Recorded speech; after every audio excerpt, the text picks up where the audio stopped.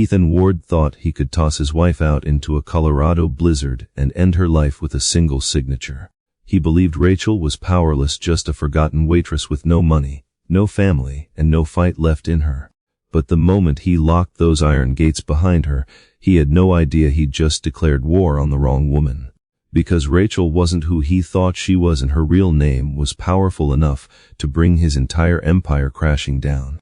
For 10 years, Rachel Miller built her marriage brick by brick, never imagining that the foundation she poured with her own hands would one day be used to bury her. She had met Ethan Ward when he was a struggling programmer renting a cramped basement apartment in Seattle, living on discount ramen and caffeine. Back then, he spoke in dreams, big, impossible dreams about launching his own tech company, revolutionizing predictive software, and proving to the world that he was more than another hopeful coder in an overcrowded industry. And Rachel, young and full of belief, thought she had found a man who simply needed someone to bet on him when no one else would. She bet everything. She dropped out of her mathematics program to work 2 jobs, mornings at a cafe and nights at a diner near the waterfront. She bought Ethan's first laptop on a credit card she barely qualified for. She encouraged him through every failure, every rejected pitch, every long night where he cursed at lines of code he couldn't get right. Eventually, she started quietly helping him debug. Rachel had always been brilliant, she simply never bragged about it. She wrote whole sections of the algorithm Ethan later claimed as his own, but at the time it didn't matter to her. Love didn't require credit. Love, she thought, was partnership. When Ethan finally secured a modest seed investment from a firm in Denver and suggested they move to Colorado, she followed without hesitation. She managed their bills, cooked, cleaned, organized meetings, charmed investors when Ethan froze, and did everything a supportive spouse could do while his company, Ward Innovations, crawled out of infancy. She cheered for him when he hired his first employee. She comforted him when he lost 3 clients in a row. She pushed him to keep going when he nearly gave up. And when the company finally hit, landing a contract that would transform Ward Innovations from a tiny start up into a rising name in the tech industry, Rachel believed they had made it together. In her eyes, it was their victory, their breakthrough, their future. She didn't know Ethan had stopped thinking that way years earlier. The shift was subtle, small comments, sideways glances, a growing sense of entitlement as recognition rolled in. Ethan began scheduling meetings without her, as if she'd never been part of the process. He stopped asking for her input, though he still quietly relied on her suggestions to fix his mistakes. Then came the corporate photo shoots, the interviews, the panels. Ethan wanted a new image, one polished enough to match his rising status. And in his eyes, Rachel no longer fit it. He started going to business dinners that somehow ended after midnight. Rachel found receipts for champagne bars and boutique hotels. He brushed them off with excuses about client entertainment. She wanted to believe him. She wanted to believe the man she had loved for a decade still existed under the suits and the ego. But the distance grew. Margaret Ward, Ethan's mother, made things worse. Margaret had never approved of Rachel. In her eyes, Rachel was too ordinary, too blue collar, too unrefined to stand beside a man she believed was destined for greatness. She reminded Rachel at every opportunity that she wasn't a real Ward, that she didn't come from money, that she didn't belong in the circles Ethan was rising into. Rachel learned to swallow the comments, telling herself that family was complicated and acceptance took time. Until the morning everything changed. The incident wasn't an argument or a dramatic confrontation. It was colder than that. Rachel walked into the massive mahogany, paneled study of their Colorado mansion, thinking Ethan wanted to discuss the upcoming 10th anniversary gala for Ward Innovations. Instead, she found Ethan sitting at his desk with a stack of legal documents neatly arranged before him. Margaret watched from a velvet armchair, sipping tea with a look of smug anticipation. Ethan didn't even bother pretending. He told her the marriage wasn't working, that he had outgrown their relationship, and that he wanted a divorce finalized as quickly as possible. Before Rachel could process the blow, he explained that the prenup she signed years ago when she was too young, in love, and trusting would leave her with nothing but whatever personal items she could carry. He slid a check across the desk, $5,000. Rachel stared at it, unable to comprehend how a decade of sacrifice, loyalty, and love could be reduced to a number so small and insulting it felt like a slap. When she asked why, Ethan didn't even flinch. He said he needed a wife who fit his executive image. Someone polished. Someone who looked good on magazine covers. Someone more like his assistant, Lexi, a 23-year-old he claimed understood the lifestyle better. Margaret chimed in, telling Rachel that she had served her purpose, but Ethan needed to upgrade. The words hit harder than the divorce itself. A placeholder, a stepping stone, a woman useful only until Ethan reached a point where he believed he no longer needed her. Rachel's chest tightened as the reality set in. She hadn't just lost her marriage, she had been discarded by the very man she built her life around. But the final blow wasn't emotional, it was physical. Ethan signaled the security team to escort her out. Not next week, not tomorrow, right then into a blizzard. No coat. No car. No belongings beyond the clothes she wore. She grabbed her old denim jacket, the only thing Ethan hadn't claimed, and walked out as the iron gates closed behind her. As snow swallowed her footsteps, a decade of memories slammed into her with every gust of wind. She thought of the nights she stayed awake helping Ethan debug code. The jobs she worked to keep them afloat. The birthday surprises she planned on budgets stretched to the breaking point. The emergencies she handled so Ethan could focus only on himself. None of it mattered now. To Ethan she was disposable, replaceable, forgotten. But what Ethan didn't know, what he never bothered to ask, was that Rachel had never been the ordinary woman he assumed she was. And the moment he threw her into that storm, he set off a chain reaction that would crack his world open from the inside out. Because Rachel Miller wasn't her full name, and the name she had buried for years had the power to bring Ethan Ward and everything he built crashing to the ground. Forever. The moment the iron gates claned shut behind Rachel, the cold didn't just touch her skin, it carved straight through her, as if the mountain air itself wanted to warn her that the life she thought she had built was gone. Stripped away as easily as Ethan had signed his name on the divorce papers. Every breath burned. Every step felt heavier than the last. She didn't know where she was going. She only knew she had to keep moving or collapse right there in the driveway of the mansion she had cleaned, polished, decorated, and held together for a decade. The snowstorm grew harsher, swirling around her in thick white sheets. She wrapped her thin denim jacket tighter around herself, more out of instinct than function, and forced her legs to keep walking toward the main road miles away. Her mind screamed with questions. Why now? Why this? How could someone she had loved so fiercely turn so cruel? But underneath the shock, something darker simmered. Betrayal sharp enough to draw blood. The humiliation of being thrown out without a moment's hesitation. The realization that every sacrifice she made had only fed Ethan's ego until it swallowed the man she once loved. She stumbled once, catching herself on a frozen fence post, and in that moment, her phone buzzed in her pocket, a miracle in itself, since Ethan made a point to upgrade his own devices every year while insisting she didn't need the fanciest tech. She pulled it out with stiff fingers, the screen blurred by snowflakes, and stared at it. She had almost forgotten it was still hers. Ethan probably thought it wasn't worth taking. He wasn't wrong. The last text she'd received was a delivery notification for cleaning supplies she'd ordered for the house. A bitter laugh caught in her throat. She had gone from managing a 12,000 square foot luxury home to standing alone on a mountain road with nothing but a dying phone and a jacket from a thrift store. She considered calling a friend, but the truth was, she didn't have many left. Her world had shrunk around Ethan, his coworkers, his clients, his schedule, his preferences. Over the years, she had faded into the shadows of his ambition, and she hadn't noticed how isolated she'd become until now. She scrolled through her contacts anyway, knowing the futility of it. Most numbers belonged to people who barely remembered her name, people who smiled at her at company galas only because she stood next to Ethan, people who would choose him over her without hesitation.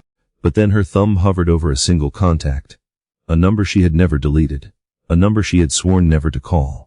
Her father's. Benjamin Carter. The man she had run from at 18, determined to prove she could build a life on her own without the influence or wealth of the Carter dynasty. She had taken her mother's maiden name, Miller, to disappear from the orbit of family expectations and media scrutiny, and she had succeeded too well. Ethan had never known the truth. Margaret had never suspected it. No one in Ethan's world ever imagined the quiet, hard-working woman who cooked, cleaned, and organized charity events came from a family whose last name could freeze markets with a rumor. Rachel wiped melted snow from the screen with her sleeve, her fingers trembling from cold and dread. Calling him meant opening a door she had locked long ago. It meant admitting she had failed at love, at independence, at everything she thought she could prove. But freezing to death on the side of a Colorado mountain wasn't an option, and walking back to Ethan's gate to beg would be a greater death than the cold. She took a shaky breath and pressed the call button. It rang once, 3 times. She almost hung up. Then a voice not her father's answered. Carter Holdings, executive line. How may I direct your call? The tone was crisp, professional, not quite cold but not warm either. For a second Rachel forgot how to speak. I need to speak to Benjamin Carter, she managed through chattering teeth. Do you have an appointment? No, she whispered. But he'll want to take this call. The receptionist hesitated. May I ask who's calling? Rachel stared up at the mansion disappearing in the blizzard behind her. Her heart hammered. She hadn't said the name out loud in almost 20 years. Tell him. His daughter is calling. Silence filled the line, not the cold outside, but the pause of someone processing something significant. Then, one moment. Rachel's breath formed a cloud in the freezing air as she waited. She didn't know if he would answer. She didn't even know if he'd want to. The last time they spoke, she had slammed a door in his face and boarded a bus across the country with Ethan, chasing freedom and love. Maybe he'd let her suffer out of pride or principle. Maybe he'd refuse to speak to her at all. But then the line clicked again. A voice she hadn't heard in 2 decades, deeper now, rougher at the edges but unmistakable. Rachel. Her knees almost buckled. Her father sounded breathless, as if he'd run to the phone.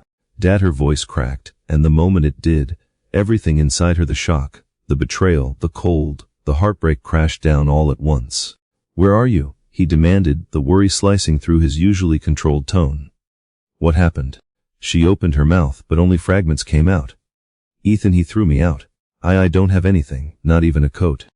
Benjamin swore, something she had never heard him do when she was young. I'm sending a car, text me your location. Now. Dad, I don't. Rachel, he cut in. You are my daughter. And no one leaves my daughter on the side of a mountain. Not even a husband. Something inside her broke open at those words. For 10 years, she had forgotten what it felt like to be protected. She sent her location, her numb fingers barely managing to tap the screen. Sit tight, he said. Help is coming. As the call ended, Rachel pulled her jacket closer and sank onto a snow-covered rock by the roadside. The wind stung her eyes, but her tears were warm, carving small tracks down her cheeks. She didn't know what her father would do. She didn't know what this would become. She only knew one thing with absolute certainty. Ethan had made a catastrophic mistake. Because for the first time in years, Rachel Carter wasn't alone. And the moment she spoke her true name, the world that Ethan worshipped, the world of power, money, and influence, shifted in her favor. He thought he had thrown out a helpless woman. He had no idea he had provoked a dynasty. The car Benjamin Carter sent arrived faster than Rachel expected. She hadn't even regained full feeling in her hands when a black SUV with tinted windows emerged from the white curtain of snow, its headlights cutting through the storm like twin blades. The driver, a tall man in a heavy parka, jumped out before the vehicle had fully stopped. Ms. Carter, he called out over the wind. Hearing that last name again after 20 years felt surreal. She nodded, and he wrapped a thick blanket around her shoulders before helping her into the warm interior.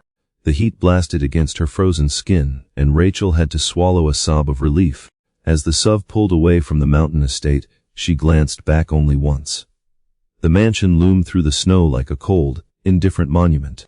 The house she had scrubbed, decorated, and kept alive for a decade. The house she thought was her home. Now it looked like a prison she'd finally escaped. The driver didn't ask questions, though his eyes softened in the rearview mirror as he watched her shiver. He made a call on his headset. She's safe, sir. We're on our way. Her father must have been waiting by the phone. He always was when business was involved. She had forgotten he could be that way for family too. They drove for nearly an hour before reaching Denver, the city lights glowing through the storm like distant embers. Instead of heading toward downtown or the Carter Holdings headquarters, the SUV turned into a quiet residential neighborhood lined with tall pines and high security gates.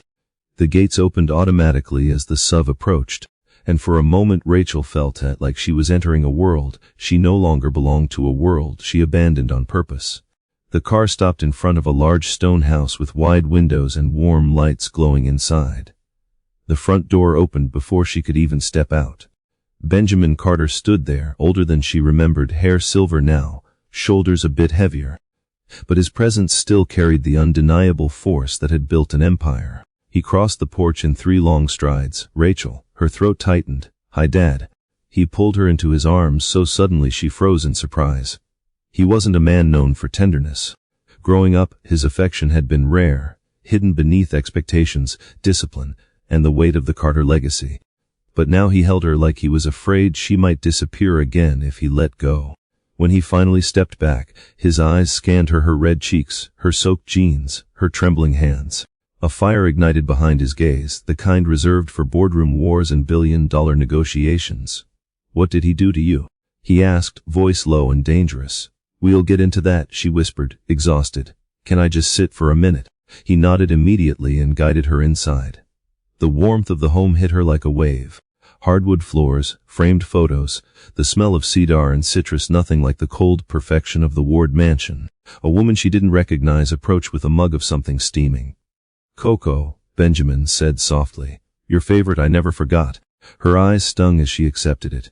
She sat on the couch, hands curled around the mug, letting the heat seep into her bones.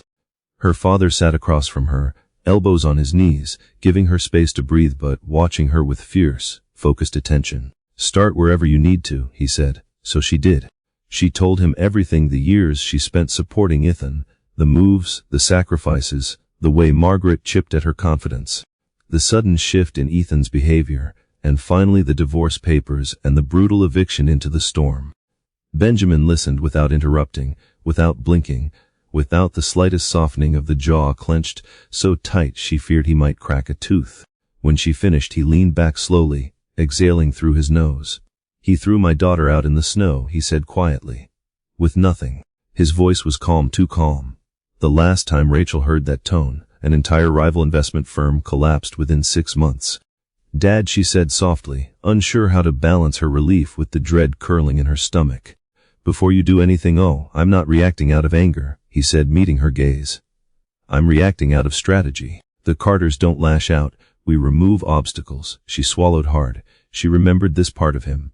Calculated, cold in his reasoning. Brilliant. Ruthless. "Dad, I didn't come here for revenge," she said. "I didn't even plan to come. I didn't have anyone else to call." Something flickered in his eyes, not anger, not triumph, but something that looked a lot like pain. "I know why you left," he murmured, "and I've respected that choice for 20 years. But you're still family. You will always be family." Rachel looked down at her hands. Family. She had forgotten what that word felt like. "I'm not asking you to fix my life," she said quietly. "I can fight my own battles. I just need a place to breathe while I figure out my next step." Benjamin let out a short exhale. "Then breathe here. As long as you need. But understand something, Rachel. I will not stand by while someone harms you." And what he did tonight, that wasn't just disrespect. That was an attempt to strip you of your dignity, your safety, your future. "I won't allow that." She ran a hand through her hair. "He thinks I'm nobody," she whispered. "He thinks I have no power, no money, no options. He thinks he can take whatever he wants and walk away untouched." Her father's gaze sharpened. "Let him think that." She blinked. "Why?" "Because," Benjamin said, standing up and walking toward the window overlooking the snowy lawn, "men like Ethan only understand consequences when they come from angles they never saw coming." He turned back to her, his expression shifting into something she recognized from her childhood, the face of a man about to change the course of someone's destiny. "Tomorrow morning," he said, "I'm bringing in Jonathan Hayes." Rachel's eyebrows shot up. The Jonathan Hayes, the attorney who made 3 corporations collapse with one cross-examination. "He owes me a favor," Benjamin said. "And he doesn't lose." Rachel's pulse quickened. She had called her father for help surviving the night. She didn't expect him to wage a war. "Dad, this is huge," she protested. Ethan's company exists because of you," Benjamin cut in sharply. "And I know that because I made sure you were protected when you left home." "That investment fund. The one masked as Northbridge Capital. It's time you learned the truth." He walked toward her and placed a hand on her shoulder. Rachel, he said, voice firm, you own him. He just doesn't know it yet. A tremor ran through her, not fear, but something far more powerful, resolve. For years, she had been the quiet force behind Ethan's success, unseen and undervalued. Now she finally understood the reality her father saw from the moment she called. Ethan hadn't just thrown out a wife. He had thrown out the woman who, with a single signature, could dismantle everything he had built. Rachel sat up straighter. Her pulse steadied, her spine aligned. She wasn't just Rachel Miller anymore. She had been hiding from her true identity for too long. And now she was stepping back into it. All right, she said softly, let's talk strategy. Benjamin smiled, not warm but proud. The smile of a man who knew his daughter had finally come home. Good, he said. Because tomorrow the Wards are going to learn exactly which family they decided to provoke. Jonathan Hayes arrived the next morning, just as the pale winter sun was struggling to pierce the gray sky over Denver. Rachel had imagined many things about reconnecting with her father, but she hadn't expected him to summon one of the most feared attorneys in the country overnight. When the doorbell rang, Benjamin wasn't surprised. He had been up since dawn, pacing the foyer, waiting. That'll be him, he said, his tone carrying that unmistakable edge of strategy forming. Rachel followed him, nerves tightening her stomach. She'd heard the name Jonathan Hayes whispered in newsrooms and boardrooms, but she'd never met the man. She was about to understand why he was a legend. Benjamin opened the door. There, standing on the porch in a charcoal wool coat, was a man who looked nothing like the shark she had imagined. Hayes was in his early 70s, with a trimmed silver beard, warm brown skin, and an expression so calm and collected it bordered on unnerving. He carried a leather briefcase that had probably outlasted 3 generations of lawyers. "Morning, Ben," Hayes said, stepping inside with the casual confidence of a man who never lost. "Where's the young woman I've heard so much about?" Benjamin gestured to Rachel. "Jonathan, this is my daughter." Hayes studied her for a moment, not in judgment, but in evaluation, like an engineer assessing the integrity of a structure. "You look like him," Hayes said, "but you have her eyes." Rachel wasn't sure whether he meant her late mother or her younger self, but there was kindness behind the statement. "Mayor Hayes, thank you for coming," she said. Hayes held up a hand. "I don't take cases out of pity. Your father said you've got a situation that requires precision." Benjamin let out a low breath. "More than that, it requires exposure." They settled into the study, Benjamin's domain, when he wasn't downtown running Carter Holdings. The fireplace crackled softly. The atmosphere, however, was anything but gentle. Hayes opened his briefcase and pulled out a notepad. "Let's start from the beginning," he said to Rachel. "Tell me everything. No leaving out details. Even the things you think are irrelevant." Rachel recounted the last decade of her life, with Ethan, her sacrifices, the unpaid labor, the emotional dismissal, the gaslighting, the final humiliating eviction. Hayes scribbled furiously as she spoke, the pen gliding across the page with near surgical efficiency. He interrupted only when necessary. He contributed nothing financially during the early years. "No," Rachel answered. "We lived off my income. And the algorithm he claims he wrote, how much of it is yours?" Rachel hesitated. "Most of it. I used my coursework from the university to fix his models. He had ideas, but they weren't functional." Hayes glanced at Benjamin. "That alone is enough to shred his credibility." "And the investment fund," he turned back to Rachel. "You truly didn't know the money came from your own trust?" She shook her head. "I thought Ethan had convinced some Denver firm to take a chance on him." Hayes leaned back in his chair. "Classic." He tapped his pen thoughtfully. "Ben, you understand what this means?" Benjamin's expression hardened. "It means my daughter has legal ownership of his company." Hayes nodded. 85% of it, to be precise. Rachel blinked. 85. Hayes smiled. Northbridge Capital didn't just give him pocket money. It financed everything. Office space, early staff, servers, legal filings, launches, all of it traces to you. And because the money came from a beneficiary trust with a callable structure, the company isn't just funded by you, it's indebted to you. Benjamin spoke up. "And that debt can be recalled at any time." Rachel felt her breath catch. "So you re-saying the company belongs to me?" Hayes closed his notebook. "I'm saying you have more leverage than you realize. But we not gonna walk into a courtroom and announce it like amateurs. We gonna let Ethan think he's already won." Rachel frowned. "Why?" "Because arrogance is the most predictable weakness in men like him," Hayes said. He believes he knows the law because he's been fortunate so far. He believes you re powerless because you allowed him to overshadow you. He believes the prenup gives him absolute protection because he thinks you re alone. He leaned forward, eyes sharp. We want him confident. We want him smug. We want him unprepared. Rachel's pulse quickened. You want him to walk into a trap. Hayes smiled. Exactly. Benjamin crossed his arms. He humiliated her, Jonathan, not just in private. He intends to smear her publicly. If he tries to spin a narrative before this goes to court, Hayes nodded. He will. Men like Ethan always do. And when he does, we'll use his own ego as evidence. Rachel swallowed. What do you need from me? Hayes flipped to a new page. Everything Ethan ever gave you access to: emails, drives, notebooks, old laptops, anything with timestamps that show your involvement in the algorithm. But more importantly, he paused. Do you have access to the security system at the Ward mansion? Rachel hesitated, then nodded. Yes, I set it up. Every camera, every login, every cloud account. Ethan kept bragging about having the smartest home in the county. He didn't realize I had admin control. Hayes' eyes gleamed. Then we have visual confirmation of the eviction. Footage, audio, all of it, Rachel said. He and Margaret didn't hold back. Good, Hayes said. That video is your nuclear option. We won't use it first, but we'll use it when it matters. Public opinion is currency in cases like this. Benjamin sat forward. What's the plan? Hayes held up 3 fingers. Step 1, file a countersuit challenging asset ownership. Not the prenup, let the prenup stand. It works in our favor because Ethan thinks it protects him. Step 2, reveal the origin of the funding. Not immediately, only after he attempts to dismiss Rachel's contributions.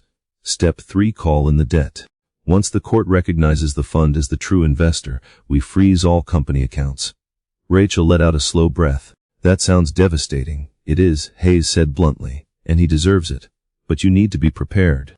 His tone softened slightly. This will get ugly. He will accuse you of gold digging. He will lie. He will twist timelines. He will weaponize your silence and make himself the victim.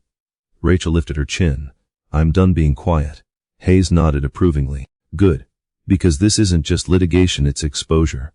And once it begins, there's no going back. Benjamin placed a firm hand on her shoulder. You're not doing this alone. Rachel exhaled, a mix of fear and newfound strength swirling inside her. For years she had been minimized, dismissed, treated as an accessory in her own marriage. Now she was sitting with 2 of the most formidable strategists in the country, one by blood, one by reputation, building a case that could dismantle everything Ethan Ward thought untouchable. Hayes closed his briefcase with a decisive click. We meet again tomorrow, he said. Bring everything you have. This isn't just about taking back what's yours. It's about showing him the cost of underestimating you. Rachel stood taller than she had in years. I'll be ready. Hayes gave her a measured look, the kind reserved for someone who had just stepped into their power. Good, he said, because from this moment forward, Rachel, the game is yours. The following days moved with a kind of controlled intensity Rachel had never experienced.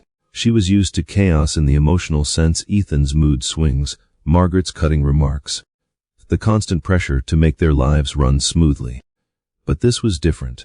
This was structured, methodical, and orchestrated by people who knew exactly how to pull apart a man like Ethan thread by thread until his entire world unraveled. Jonathan Hayes turned Benjamin Carter's study into a command center. Papers, financial statements, old laptops, printed emails, scribbled code drafts, everything Rachel had ever touched during Ethan's rise was laid out with surgical precision. Hayes worked with the skill of a master strategist, spending hours with his reading glasses perched low on his nose, flipping through documents and highlighting details Rachel didn't even remember existing. Look at this, he said one afternoon, pointing to an old invoice for their first office space in Denver. Who set up the lease? I did, Rachel said. Ethan didn't have a credit history strong enough at the time. Who negotiated the terms? Me. Who wired the deposit? Also me. Hayes nodded. Good, that shows operational control. Operational control, Rachel echoed. For investors, courts, and acquisition boards, Hayes explained, operational control is almost as important as ownership. Ethan didn't run that company alone. You weren't some silent supporter, you were a foundational contributor. And this will undermine his attempt to portray you as a non-participant. Rachel pressed her palms against the table and let out a breath. I didn't even realize how much I did back then. I thought I was just helping him. That's exactly why your contributions have teeth, Hayes said. You weren't being paid. You weren't being credited, but you were absolutely integral to the company's survival. Benjamin agreed. He built his empire on your work, and the man was arrogant enough to assume he could bury that truth. Rachel looked over at the stack of documents tied to Northbridge Capital, the fund she now knew her father had created to protect her when she ran away, and the investment that still feels unreal. Hayes leaned back in his chair, lacing his fingers together. Let me walk you through what Ethan did wrong. Because this isn't simple incompetence. It's misrepresentation at best, fraud at worst. He slid a folder toward her. Inside were copies of Ethan's filings, pitch decks, financial statements, merger proposals, and valuation documents, each listing Ward Innovations as a self-funded startup that later attracted private capital. He claims he built Ward Innovations from scratch using bootstrap funding, which is a romanticized way of saying he wants the world to believe he ate struggle for breakfast. Hayes tapped the folder. But in reality, nearly every early bill, payroll cycle, and equipment purchase came from Northbridge Capital, which is my trust. Rachel finished. Exactly. Ethan knew the money came from Northbridge. What he didn't know was who Northbridge belonged to. Benjamin crossed his arms. The anonymity was intentional. The fund was structured so Rachel could live independently while still having a financial safety net. But Ethan used that anonymity to rewrite the company's history. Hayes continued. He presented himself as a self-made visionary while spending from your account. Rachel rubbed her temples. He spent from my account and didn't even bother to check the original investor information. Hayes gave her a look that held a hint of humor. Arrogant men rarely read the fine print. They assume the world exists to validate their version of reality. Benjamin smirked. He's about to learn it doesn't. Hayes opened another file, this one more alarming. Now, let's talk about the patent. Rachel's stomach tightened. The one Ethan filed. Yes, Hayes said. The patent application for the Ward predictive algorithm lists him as the sole inventor. But when our team pulled the data logs and compared them with timestamps from your old laptop, the contradictions were glaring. He turned the page, revealing color-coded printouts. These logs show you made the earliest working versions of the algorithm 8 years ago. Ethan's edits were mostly cosmetic. Your math made the tool functional, so he took credit for my work. Hayes didn't soften the blow. He claimed something you created as his intellectual property. That's not just unethical, it's illegal. She sat back, stunned. I didn't think, of course you didn't, Hayes said. You trusted him. You gave your talent freely. But now we use the evidence to show the court exactly who the real architect was. Benjamin placed a reassuring hand on her shoulder. You weren't naive, you were loyal. Rachel swallowed hard. Loyalty shouldn't be punished. It won't be, Hayes said. Not this time. He pulled up Ethan's merger documents next. Here's where it gets worse. Ethan told Sterling Enterprises he had full ownership of the algorithm. He even listed it as a proprietary asset he intended to sell. He slid another sheet forward. That is fraud. Executing a merger under false pretenses can carry both civil and criminal consequences. Rachel's breath hitched. Criminal, potentially, Hayes said. If he knowingly misrepresented the intellectual property, which he did, she felt a swirl of emotions: vindication, anger, disbelief, exhaustion. I thought I knew him. You knew the version of him that needed you, Benjamin said. Once he thought he didn't, he became someone else. Hayes pushed aside the paperwork. Here's the core truth. Rachel, Ethan thought he was marrying beneath him. He thought you were the lucky one. He never imagined you were the Carter in this situation. And he certainly never imagined you had the power to dismantle everything he built. But now that he knows, Rachel asked quietly. Hayes gave her a measured smile. Oh, he doesn't know yet. And we're not going to tell him until the exact moment it hurts the most. Benjamin nodded. He made you walk into a storm with nothing. Now he's going to walk into a courtroom thinking he owns the world, only to realize the ground he's standing on belongs to you. Rachel felt something shift inside her, a weight lifting, replaced by something sharper. Determination. She had been surviving Ethan's choices for years. Now she was reclaiming her own. So what happens next? She asked. Hayes gathered the papers with deliberate care. Next, he said, we let Ethan hang himself with his own lies. And then we cut the rope. Rachel breathed deeply, for the first time feeling the current of power beneath her feet. I'm ready, Hayes nodded. Good. Because from here on out, Ethan Ward has no idea the storm that's coming for him, and you are the one leading it. While Rachel, Benjamin, and Hayes were building an airtight legal assault in the quiet Denver estate, Ethan Ward was living in a completely different reality, one shaped entirely by ego, denial, and a level of confidence so inflated it was almost fragile. In the days following Rachel's eviction, Ethan moved through his routines like a man who believed fate itself was bowing to him. He strutted through the glass corridors of Ward Innovations with the self-satisfaction of a man who thought he had removed the last obstacle blocking his path to greatness. Employees smiled at him nervously, they always had, but this time Ethan mistook their discomfort for admiration. He stood taller, barked more orders, and insisted on being copied on every email related to the upcoming merger with Sterling Enterprises. He spent hours polishing his talking points for the acquisition announcement, imagining headlines labeling him a visionary, and every night he celebrated early. He took his assistant-turned-girlfriend, Lexi, to restaurants he couldn't really afford.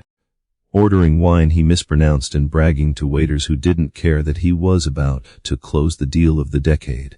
Lexi played along. At first she liked the attention, the gifts, the thrill of dating a CEO, but even she began to sense something hollow behind Ethan's bravado. He dismissed her concerns about finances, calling her too inexperienced to understand corporate maneuvers. The truth was simpler, Ethan didn't understand them either. But he had spent so many years pretending to be smarter than everyone else that he'd begun believing his own performance. Margaret Ward, even worse, fed that delusion every chance she got. You handled Rachel correctly, she would tell him over morning coffee in the mansion. A woman with no pedigree should feel grateful she got to live here as long as she did. Ethan nodded proudly. She'll sign whatever Grimley puts in front of her. She has no money, no assets, no attorney, and she's too emotionally fragile to drag this out. Margaret smirked behind her mug. Then this merger will secure your place in the circles you truly belong to. Ethan liked the sound of that. The Ward name had never been impressive, not compared to the families that dominated Denver's high society, but Ethan believed the merger would change that. He saw himself hosting charity galas, shaking hands with governors, posing for magazine profiles that praised his resilience. He never once considered the possibility that Rachel might not be gone for good. If anything, he assumed she was somewhere in a cheap motel struggling to figure out how to rebuild her life without him. And the prenup was his favorite talking point. He recited it like scripture. Ironclad, he declared proudly to Grimshaw, his attorney, during every strategy meeting. She gets exactly what she came in with, and she came in with nothing. Grimshaw, slick-haired and smirking like a man who enjoyed winning through cruelty rather than skill, reinforced that confidence.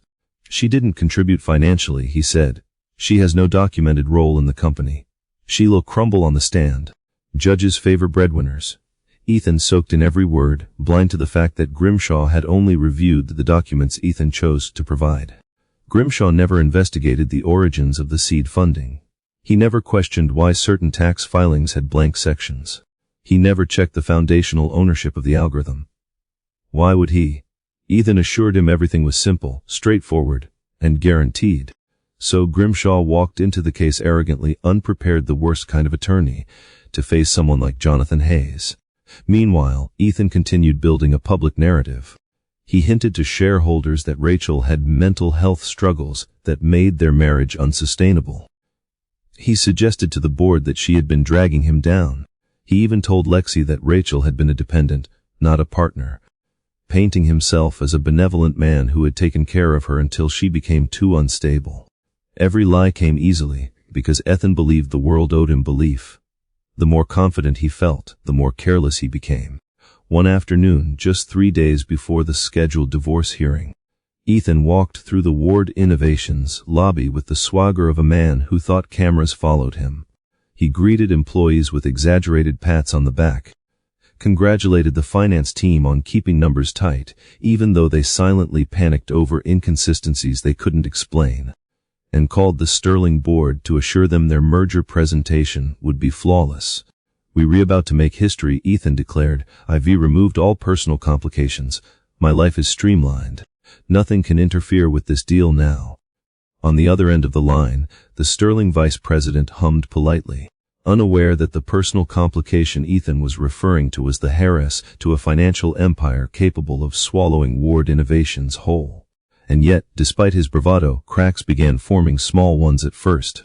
A junior accountant approached Ethan with concerns about early investment documents.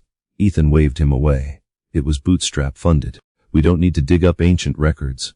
A software engineer emailed Ethan about inconsistencies in the earliest algorithm logs.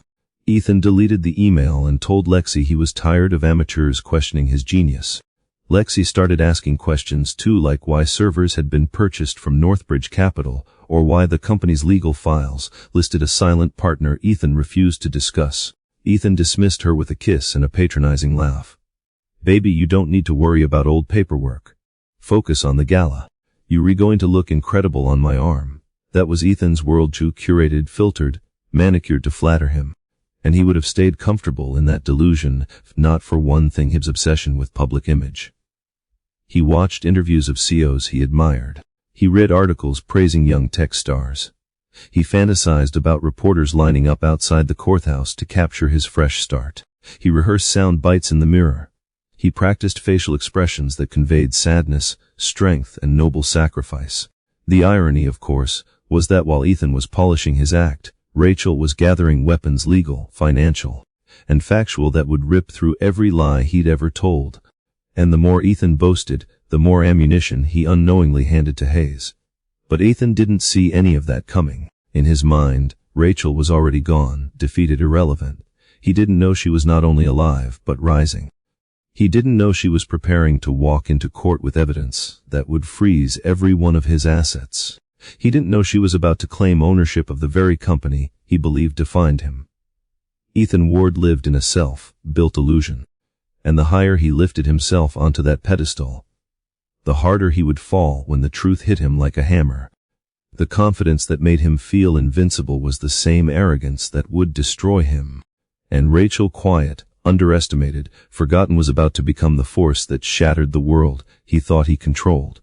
Jonathan Hayes didn't just prepare cases, he predicted them. He dissected them. He shaped the battlefield long before anyone realized they were standing on it. And as soon as Rachel agreed to fight, Hayes shifted into a level of precision that made even Benjamin pause in admiration. "Before we step into that courtroom," Hayes told Rachel as he spread several folders across the table, "you need to understand who we're dealing with, not just Ethan, not just his attorney, but the court system itself. This isn't a simple divorce hearing. This is a war." Rachel sat across from him, her posture steadier now, the uncertainty gradually replaced by a quiet determination. "I trust you," she said. Hayes gave a small approving nod. "Good, you'll need to. Because every move we make from here on out must be deliberate." The first folder contained a thick dossier labeled Judge Raymond Halstead. "This is the judge assigned to the case," Hayes said. "He's old school, believes in structured discipline, personal responsibility. He's known to favor the financially dominant party in traditional divorces." Rachel frowned. "That sounds like it helps Ethan." Hayes held up a finger. "Normally, yes, but Judge Halstead despises dishonesty even more than he values financial stability. If he catches a whiff of fraud, misrepresentation, or manipulation, he will turn on the offending party without hesitation." Benjamin leaned back with a satisfied look. "Meaning Ethan is walking into the worst possible arena for a liar." Hayes flipped open the second folder, Arthur Grimshaw. A glossy photo of Grimshaw smirking in a tailored pinstrip suit stared up from the page. "Ethan's attorney," Hayes explained, "arrogant, loud, more theatrics than substance. He relies heavily on intimidation tactics, both inside and outside of court. The press calls him the Manhattan Muzzle because he tries to shout opponents into submission." Rachel raised an eyebrow. "That's a strategy. It works on people who are afraid," Hayes replied. "It will not work on you. And it definitely will not work on me." He tapped the photo again. "Grimshaw is good at three things: manipulating public opinion, exploiting emotional weaknesses, and presenting air as if it were concrete. What he's terrible at," Benjamin added, "is research. He never digs deeper than what his clients spoon-feed him." Hayes nodded. "That is where we will dismantle him. He thinks this case is open and shut. He is treating you as irrelevant. He has no idea what's coming." Rachel took a slow breath. "So Grimshaw's overconfidence helps us." "It helps us tremendously," Hayes said. "He's preparing for a routine divorce hearing. We were preparing for a corporate detonation. The next folder detailed court tendencies, rulings on asset division, treatment of prenups, prior sanctions for fraudulent investors, and Judge Halstead's historical responses to dishonesty. Hayes walked her through each scenario as if mapping out a chessboard. If Grimshaw argues you contributed nothing to the company, we present the algorithm logs. If he claims Ward Innovations was self-funded, we reveal the Northbridge Trust. If he paints you as emotional or unstable, we show footage of your eviction. If he tries to weaponize the prenup, Hayes said with a sharp smile, we simply let the facts speak. The prenup only applies to marital assets. Ward Innovations was built with your inheritance, meaning the prenup is irrelevant. Ethan will panic, Benjamin murmured, and Grimshaw will lose his composure, Hayes added. He gets sloppy when he feels blindsided. Rachel watched them both, absorbing everything, finally understanding the scale of what Ethan had underestimated. So the judge, the opposing lawyer, the court tendencies, she said slowly. We were preparing on all fronts. Hayes nodded, satisfied. And now we prepare you. She blinked. Me, of course, Hayes said. You read the center of this case. Your poise, your clarity, and your confidence will determine how the judge perceives you. He gestured for her to follow him to the seating area near the fireplace. Sit. Rachel hesitated, then obeyed. Now, Hayes said, imagine Halstead sitting across from you, Grimshaw at his table, Ethan behind him. Their goal will be to provoke you, discredit you, or make you doubt yourself. Rachel straightened her back. I'm not afraid of them anymore. Good, Hayes said. But confidence must be consistent, controlled. You must not react emotionally to anything Grimshaw says, no matter how vile. Benjamin scoffed. The man once implied a woman fabricated domestic abuse to win assets. He's gutter level when cornered. Rachel clenched her jaw. Hayes noticed that reaction. He said calmly, you cannot show it in court. You must be unshakable. He crossed his arms. Let's test your composure. Before she could ask what he meant, Hayes began firing questions, not gentle ones, but the kind Grimshaw would use to corner her. Mrs. Ward, isn't it true you lived off your husband for years? Mrs. Ward, why should the court believe you contributed anything when you have no formal titles? Mrs. Ward, did you not sign a prenup acknowledging you brought nothing into the marriage? Mrs. Ward, is this not simply retaliation because your husband moved on? Rachel's pulse quickened, but she held his gaze. I didn't live off Ethan. I supported him while he built the company. I ran our household, handled finances, and created parts of the algorithm he now claims as his own. Hayes nodded for her to continue. I signed the prenup, she said, because I trusted him, not because I lacked worth. Hayes smiled subtly, again. For hours they practiced every angle, every insult, every trap Grimshaw might set. Rachel stumbled at first, but she kept going. Each round she grew steadier, sharper, more controlled. By the afternoon, Hayes was smiling like a proud mentor. You'll withstand anything Grimshaw throws, he said, and when his tactics fail, he'll panic. Halstead will see it, and Ethan. Rachel exhaled. Ethan will finally see that he can't break me. Hayes closed his notebook. Exactly. Now comes the final piece of preparation. From another folder, he pulled a printed sheet titled Pattern of Behavior. Judges don't just rule on facts, Hayes explained. They rule on credibility. We are going to show a consistent pattern of Ethan's belittlement, financial dependence, exploitation, and eventual abandonment. It will undermine every claim Grimshaw makes. He pointed to the final page. And the eviction footage will serve as the nail in the coffin, not to embarrass Ethan, but to reveal his character. Rachel swallowed. It's hard watching it. It won't be used lightly, Hayes said gently. Only when it has maximum impact. Benjamin added, we are not aiming for revenge. We are aiming for truth. Rachel felt a steady fire forming inside her. Not rage. Not desperation. Something purer. I'm ready, she said. Hayes studied her for a long moment. You are, he agreed. And that's why Ethan is already losing. He packed up the folders. The moment he walks into that courtroom thinking you're weak, we win. Rachel rose to her feet. Then let him underestimate me. Hayes smiled, slow and certain. He will. And that mistake will cost him everything. The strategy wasn't just legal. It was psychological, tactical, and precise, built on Ethan's flaws, Grimshaw's arrogance, and Rachel's newfound strength. As preparations continued into the evening, one thing became clear: Ethan was preparing for a divorce. But Rachel and Hayes were preparing for a reckoning. And only one of them understood the scale of the storm that was coming. The night before the hearing settled over Denver like a slow, moving frost, quiet, heavy, and expectant. In Benjamin Carter's estate, the lights glowed softly against the snow-covered grounds, but inside, the atmosphere pulsed with tension. It wasn't fear, it wasn't panic. It was the weight of everything that had led to this point. Rachel stood in the guest room that overlooked the pine-lined driveway, staring out at the drifting snow. The same kind of storm she had walked through just days earlier. Except this time she wasn't alone. She wasn't vulnerable. She wasn't powerless. She was preparing for a battle she had never intended to fight, but could no longer turn away from. Her reflection in the window looked different, older somehow, or maybe just more aware. There was strength now where uncertainty had lived. Her shoulders no longer hunched. Her gaze no longer darted downward out of habit. She had spent years shrinking to fit in Ethan's life. Now she was expanding back into herself, and it felt both terrifying and liberating. "You should try to sleep," came her father's voice from the doorway. She turned to him, studying the man she once ran from, the same man who had dropped everything the moment she called. "I'm okay," she said softly. Benjamin stepped inside, hands in the pockets of his navy sweater. "You're strong," he corrected, "but that doesn't mean this is easy." She exhaled slowly. "I'm not afraid of the hearing. I'm angry, not just at Ethan, at myself, for letting it get this far." "That's not your fault," Benjamin said firmly. "You trusted someone who didn't deserve it. That reflects your heart, not your judgment." Rachel didn't respond right away.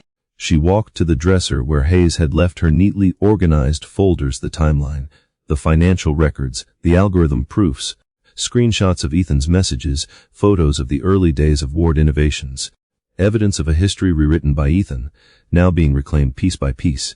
"Tomorrow won't be the end," Benjamin said gently. "It will just be the turning point." She nodded. "I know. But I need that turning point. I need the truth out there, in the open, where he can't twist it anymore."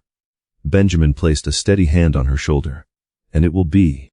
Hayes is a monster when it comes to exposing lies." A small smile tugged at the corner of her mouth. "Ivy noticed." "Try to rest," Benjamin said again, softer this time. "You don't have to be invincible tonight. Just ready." Rachel watched him leave, then sat on the edge of the bed, rubbing her hands together. Sleep felt impossible. Her mind replayed every moment, every sacrifice she made, every insult she absorbed, every time she placed Ethan's comfort above her own survival. She remembered nights when she programmed until sunrise, preparing solutions Ethan later presented as his own. She remembered how proud she felt when Ward Innovations finally grew, how she believed their shared struggle had been worth it. And then she remembered standing outside the iron gates, snow swallowing her breath, hearing the lock click behind her. That sound rang louder in her memory than Ethan's words. The moment she ceased being his partner and became disposable, her fingers curled into fists.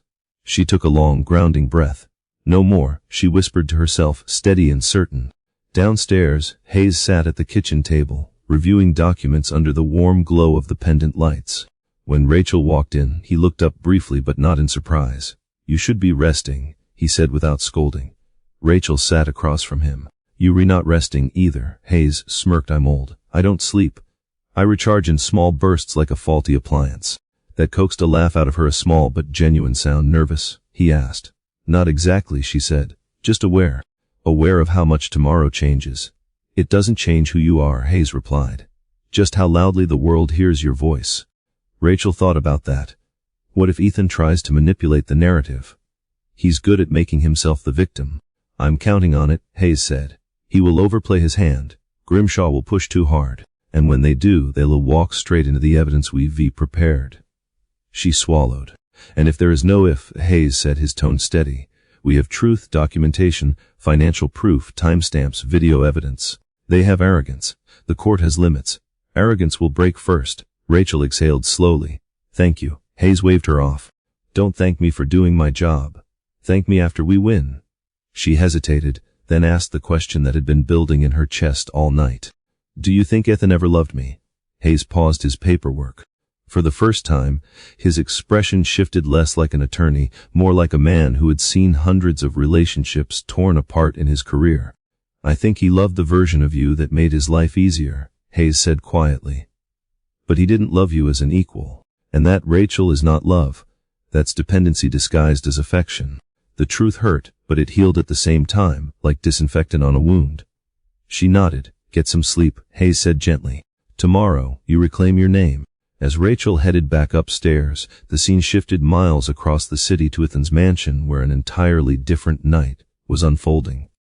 Ethan was celebrating again, drinking expensive whiskey Margaret insisted he couldn't afford. Lexi sat beside him on the leather couch, staring at her phone with nerves she tried to hide. Relax, Ethan said, draping an arm around her shoulders. Tomorrow is just a formality. Grimshaw already submitted half the paperwork. Rachel won't even show up. Lexi forced a smile. What if she does? Then Grimshaw will tear her apart, Ethan said, taking another swig of whiskey. She has no lawyer, no money, no leverage. She's probably scrambling to find a cheap attorney right now. I guarantee you she's terrified. Margaret laughed sharply.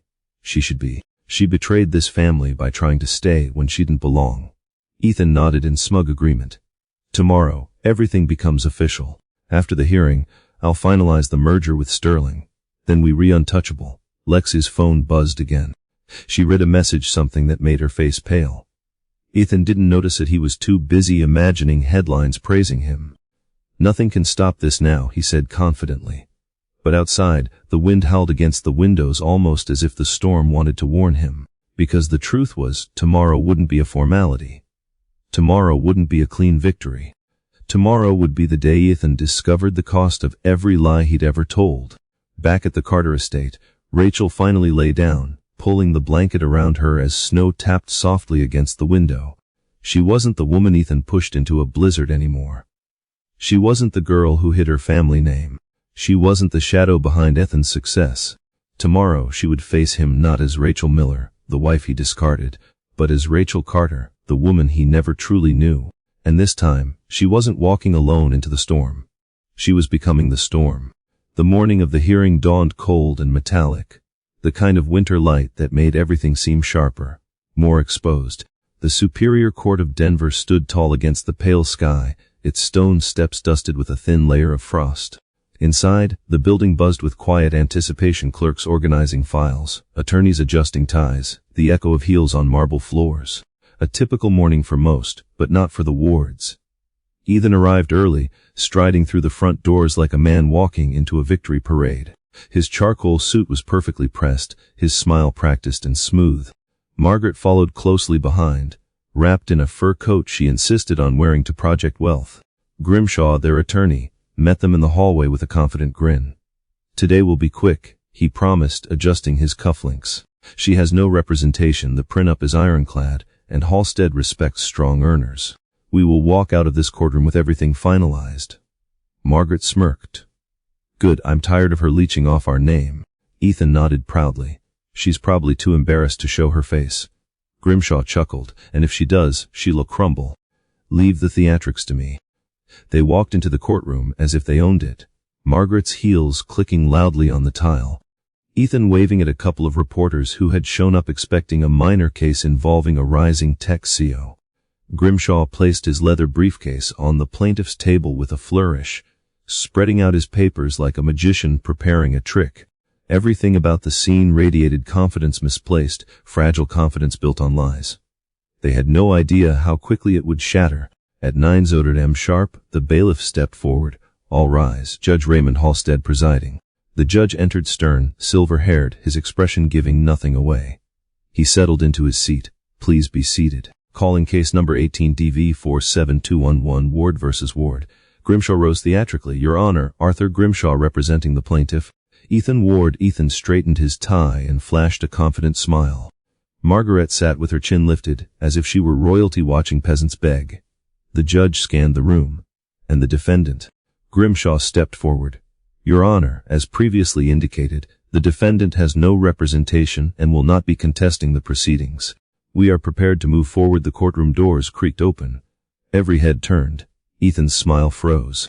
Margaret's hand tightened around her purse. Grimshaw's posture faltered. Rachel stepped inside, each step measured, purposeful.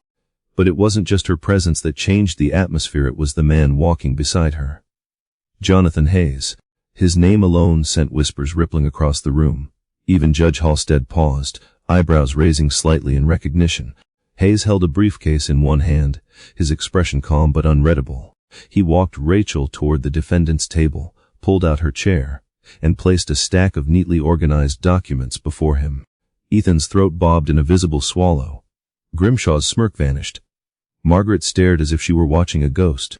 Rachel sat tall and composed, wearing a tailored navy blazer that contrasted sharply against the cold glare of the courtroom. Her hair was neatly swept back, her posture steady, her chin lifted not in arrogance, but in strength. Hayes stepped forward. Your Honor, Jonathan Hayes appearing on behalf of the defendant, Mrs. Rachel Ward. The judge leaned back slightly. Mr. Hayes, unexpected. Life is full of surprises, Hayes replied smoothly. And today's surprise, he added, glancing toward Ethan, is that this will not be the simple proceeding the plaintiff expected. Ethan slammed his palms against the table. What is he doing here? Grimshaw hissed, sit down, don't speak, not a word. But it was too late. Halstead had noticed. The judge looked down at his docket. The defendant was previously listed as unrepresented. Hayes offered a polite smile. We filed substitution of counsel at 7:43 this morning. You should have the notice. The clerk handed Halstead the paperwork. The judge's gaze shifted from the document to Ethan. Mir.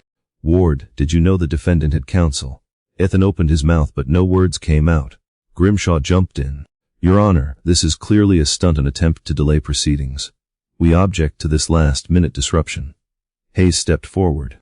To be clear, Your Honor, we are not seeking a delay. We are ready to proceed immediately. The judge folded his hands. Then proceed we shall. Grimshaw stiffened, thrown off balance by Hayes' refusal to stall. This wasn't how opponents usually played.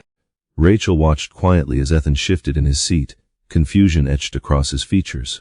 For the first time since throwing her out of the mansion, he didn't look victorious. He looked nervous. Hayes leaned toward Rachel and whispered, Moment 1. She blinked. Moment 1. The first moment he realizes he's lost control. Grimshaw began, his voice louder than necessary. Your Honor, my client simply seeks dissolution of marriage and enforcement of the existing prenup. Mrs. Ward contributed nothing financially or professionally to the marital estate, and as such Hayes rose objection. The room went still. Grimshaw turned, shocked. On what grounds? On the grounds that the plaintiff's statements are factually inaccurate, unsupported by evidence, and intentionally misleading. Halstead narrowed his eyes. Mr. Hayes, do you intend to provide evidence contradicting the plaintiff's claims? Hayes smiled. I intend to provide evidence that does far more than contradict. He placed the first folder on the table. Your Honor, we will demonstrate not only that Mrs. Ward contributed significantly to Ward Innovations, but that the company itself would not exist without her. A ripple moved through the courtroom. Ethan's face flushed a deep red. Margaret grabbed his arm. He's bluffing, she whispered. Grimshaw attempted composure but failed. Your Honor, Ward Innovations is the sole creation of my client. He built it from the ground up using investment funds, Hayes interrupted. Specifically, funds provided by Northbridge Capital. Grimshaw blinked. Northbridge, that's irrelevant, is it? Hayes tilted his head. Because according to corporate filings submitted by Mr. Ward, Northbridge provided 85% of the company's startup capital. The judge lifted the folder Hayes set down. Is that accurate, Mr. Ward? Ethan stuttered. I mean, yes, but it's just a silent partner. Hayes stepped forward. A silent partner whose beneficiary, he said, locking eyes with Ethan, is Rachel Ward. Gasps erupted across the courtroom. Grimshaw went sheet white. Margaret grabbed the table to steady herself. Ethan stared at Rachel as if seeing her for the first time. What? He whispered, barely audible. Rachel met his gaze, calm, composed, resolute. Hayes continued, unbothered by the chaos. Your Honor, the defendant is the primary investor in Ward Innovations. The plaintiff's entire argument collapses under that fact. The judge eyed Ethan sharply. Mr. Ward, did you disclose this to the court? Ethan looked around desperately, as if someone might save him. No one did. Hayes wasn't done. And that is only the beginning of the misrepresentation. Grimshaw tried to recover. Your Honor, this is unexpected. That's because you didn't do your homework, Hayes replied coolly. Rachel felt her pulse steady, her shoulders relax. The courtroom was no longer a place where she was outnumbered or unseen. This was her arena now. And Ethan, for the first time, realized he was facing someone he could no longer dismiss. Hayes leaned toward her again. Moment 2, he whispered. This is the moment he begins to understand he's not walking out of here the man he was when he walked in. Ethan swallowed hard, unable to look away from her. His confidence had cracked, his arrogance had faltered, and the hearing had only just begun. If the courtroom had been simmering with tension before, It ignited into something far more volatile the moment Hayes revealed Rachel was the primary investor behind Ward Innovations. The shock rippled through the gallery like an electric current, clerk's eyes widening, reporters' fingers flying across phone screens, and Margaret gripping Ethan's arm so tightly her knuckles turned white. Judge Halstead, who rarely displayed emotion, inspected the documents with increasing scrutiny. His brow furrowed deeper with every page he turned. Finally, he lifted his gaze. "Ward," he said in a controlled tone, "why did you not disclose the identity of the primary investor in your company?" Ethan opened his mouth, but no sound emerged. Grimshaw jumped in, desperate to salvage control. "Your Honor, this is irrelevant to the divorce proceedings." The prenup clearly states. Hayes lifted a single finger, silencing him. "The prenup," Hayes said calmly, "is what the plaintiff hopes will shield him. But the prenup applies exclusively to marital assets. Ward Innovations was founded using funds belonging to my client before the marriage, and the trust structure proves this." He glanced at the judge. "Meaning the company is not community property. It is hers." The courtroom buzzed again. Halstead tapped his pen, the rhythmic sound echoing off the walls. "Miser. Ward," he said sharply, "did you mislead this court by presenting Ward Innovations as a self-built asset?" Grimshaw tried again. "Your Honor, the plaintiff I asked Mr. Ward," the judge snapped. Ethan's confidence finally cracked. I didn't know," he stammered. "Northbridge Capital hit its investors. How was I supposed to know?" Hayes cut him off. "You didn't think to investigate the origins of $800,000 in startup capital." Ethan flushed. "It was presented as angel investment and you accepted it blindly," Hayes asked. "That's not visionary leadership, Mr. Ward. That's willful negligence." Grimshaw's jaw tightened as he sensed the case slipping out of his hands. "This is a distraction, not yet," Hayes said. "We're still on financial misrepresentation." He laid another folder on the table, this one labeled Algorithm Development. "The plaintiff has claimed sole authorship of the predictive algorithm used by Ward Innovations," Hayes continued. "But we have documentation proving the defendant created substantial portions of that code." Grimshaw laughed sharply, grasping at arrogance. "Where is your proof? She's not a registered engineer. She dropped out of school." Hayes tapped the folder gently. "Metadata logs from her personal devices, dating back 8 years. He opened the folder and handed copies to the judge, Grimshaw, and the clerk. "These are time-stamped code entries matching the earliest stable versions of the algorithm. Written not by Ethan Ward," he paused, "but by Rachel Carter Ward." Grimshaw froze. "Carter," he repeated faintly. Hayes turned slightly, mild amusement on his face. "Didn't your client tell you? She's a Carter." Reporters in the gallery gasped loudly enough to earn a sharp glare from the bailiff. But it was too late. The shock was already spreading. The Carter family name was known to anyone remotely familiar with finance, industry, or politics. Even Judge Halstead blinked. As in the Carter Holdings family, Rachel spoke for the first time, her voice clear and steady. "Yes, Your Honor." Ethan shot to his feet, pointing at her as his voice cracked. "She lied to me. She hid it. She tricked me." Hayes didn't even turn toward him. "Your Honor, Mr. Ward seems to have forgotten that his wife's family name is irrelevant. What matters is that he stole proprietary work that she created and falsely claimed it as his own." The judge eyed Ethan coldly. "Did you file a patent under your name alone?" Ethan swallowed hard. "I thought she didn't." "She wasn't." Hayes slid another document forward. "Here is the patent application. Signed by Mr. Ward, declaring himself the sole inventor." And here he placed a second document on the table, our email exchanges showing Rachel providing fully functional code snippets to Ethan. Snippets he used, without attribution. Grimshaw lunged for the papers, scanning them with growing dread. These could be fabricated," Hayes finished for him. "Feel free to bring in forensic tech teams. Every file is backed by metadata, server logs, and ISO standard timestamps." Halstead turned to Ethan again. "Mr. Ward, did you present this algorithm to Sterling Enterprises as your own?" Ethan stumbled. Yes, and did you disclose the involvement of Northbridge Capital in the company's ownership?" "No," Ethan whispered. The judge straightened. "Then Sterling Enterprises is being missiled in a potential multimillion-dollar transaction." Hayes nodded. "Not just milled, deceived, and selling intellectual property you do not own is a very serious legal offense." Grimshaw's bravado finally shattered. "Your Honor," he said weakly, "these claims are new to us." Hayes raised an eyebrow. "Perhaps you should have looked deeper instead of assuming my client was powerless." Margaret suddenly stood, voice trembling with fury. This is outrageous. She was nothing when Ethan met her. She brought rags into our household. Hayes turned slowly. Mrs. Ward, please sit. Your disdain is noted but irrelevant. The law doesn't measure worth by your social preferences. Margaret sputtered, reddening. Rachel kept her gaze forward, calm, resolute. For the first time, Ethan looked small, his shoulders hunched, his breath shaky. Hayes wasn't done. Your Honor, he said, retrieving one final folder. We also have evidence of unauthorized diversion of company funds into personal accounts under both Mr. Ward's and Mrs. Margaret Ward's names. Margaret gasped, clutching her chest. That's a lie. Bank statements don't lie, Hayes replied. $3 million over 7 years. Labeled as consulting fees but with no contractors attached. Halstead's face hardened. Mr. Ward were company funds used for personal expenses. Ethan shook his head violently. I didn't know. My mother, your signature is on every transfer, Hayes said calmly. Complete silence filled the room. Not even Grimshaw dared speak. The judge closed the last folder, exhaling slowly. This is no longer a simple dissolution of marriage. These filings reveal potential fraud, misrepresentation of ownership, patent violation, and improper use of corporate assets. He leaned forward. Mr. Hayes, what is your request today?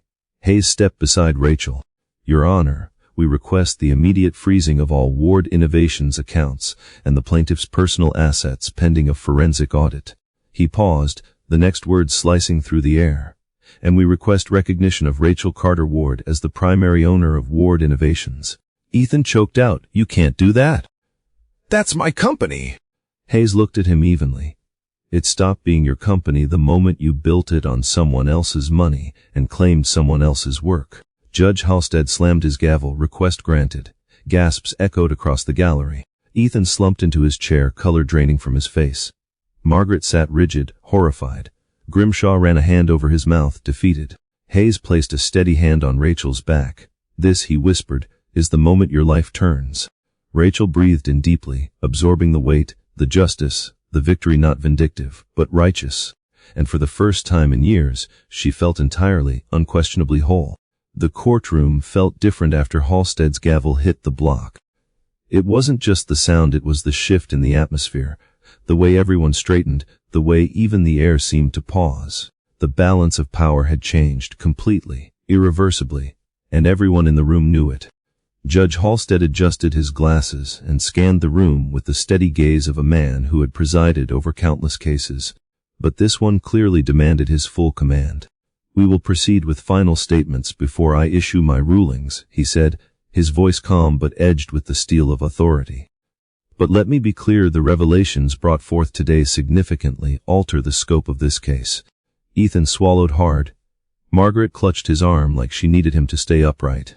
Grimshaw, for the first time in his career, looked like a man who wanted to disappear under the table. Hayes remained poised, patient, unbothered. Rachel sat beside him, her hands folded neatly, her gaze fixed forward, not triumphant, not smug, simply grounded. Ready. Mr. Grimshaw, Halstead said, you may offer a response to the evidence. Grimshaw rose slowly, shoulders tense, his earlier bravado long gone. Your Honor, the plaintiff was unaware of the Northbridge Fund's origins. He had no intention to deceive. Halstead raised a hand. Stop. I will not entertain excuses about ignorance when dealing with the founding capital of a multimillion-dollar corporation.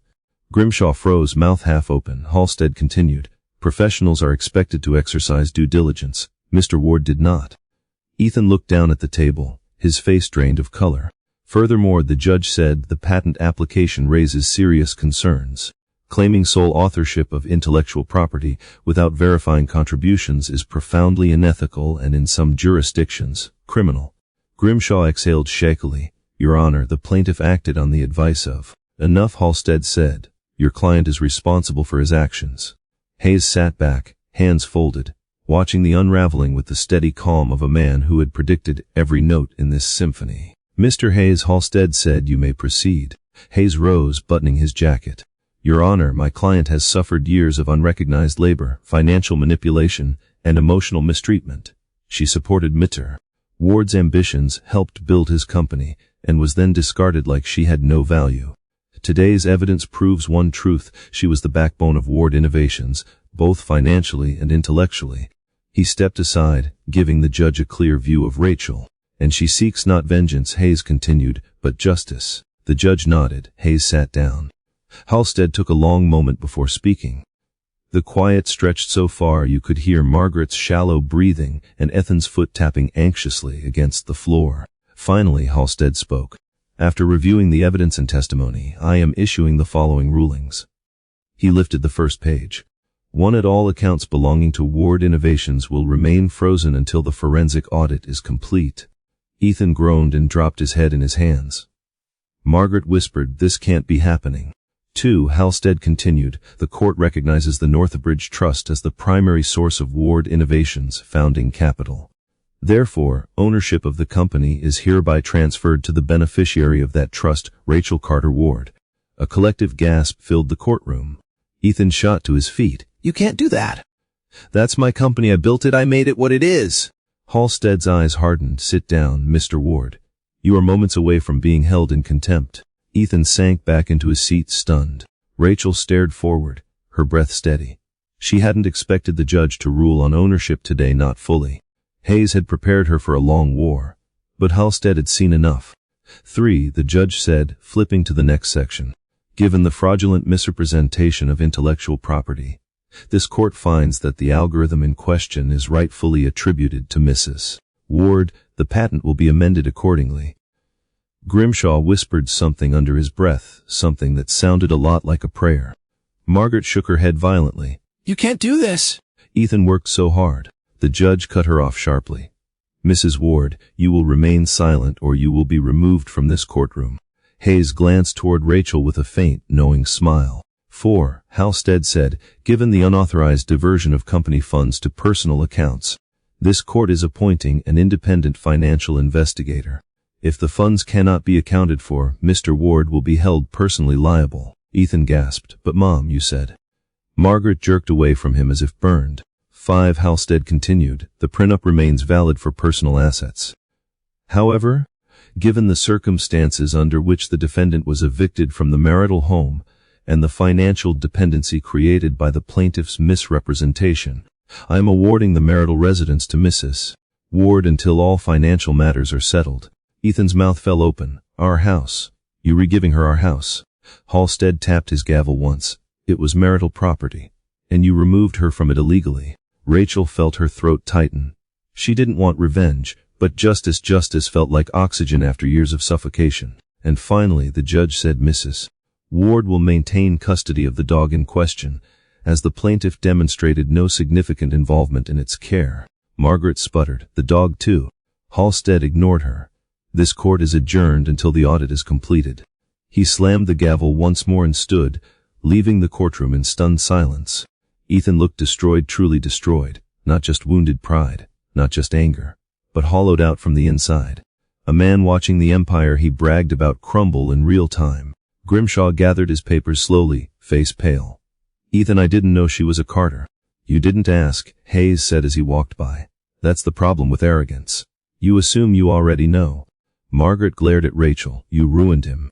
Rachel met her gaze calmly. I didn't ruin him. He did that himself. Hayes placed a hand on Rachel's back. Let's go.